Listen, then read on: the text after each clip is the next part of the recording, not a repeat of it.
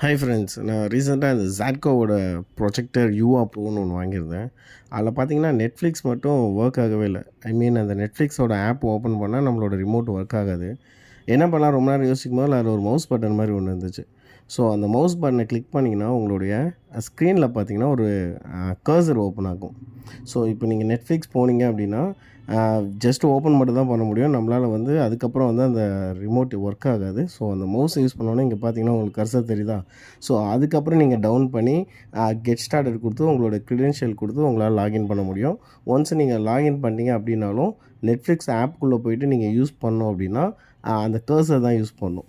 So Netflix app once open பண்ணிட்டீங்க அப்படின்னாவே அந்த கர்சர் மட்டும்தான் ஒர்க் ஆகும். ஸோ மவுஸ் பட்டனை கிளிக் பண்ணிவிட்டு கர்சரை வச்சு ஓப்பன் பண்ணி நீங்கள் வீடியோஸ் ப்ரௌஸ் பண்ணலாம், ஓப்பன் பண்ணலாம். ஸோ நெட்ஃப்ளிக்ஸ் ஒர்க் ஆகும்.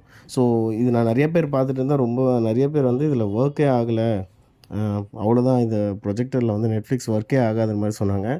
ஸோ நானும் யோசித்து பார்க்கும்போது இந்த மவுஸ் பட்டன் எதுக்கு இருக்குதுன்னு பார்த்தா ஸோ இதுக்கு தான் இருக்குது. ஸோ இந்த வீடியோ உங்களுக்கு ஹெல்ப்ஃபுல்லாக இருந்துச்சுன்னா என்னுடைய சேனலை சப்ஸ்கிரைப் பண்ணுங்கள். இந்த மாதிரி மோர் கண்டென்ட்டுக்கு என்னோடய சேனலை ஃபாலோ பண்ணுங்கள். தேங்க்ஸ்.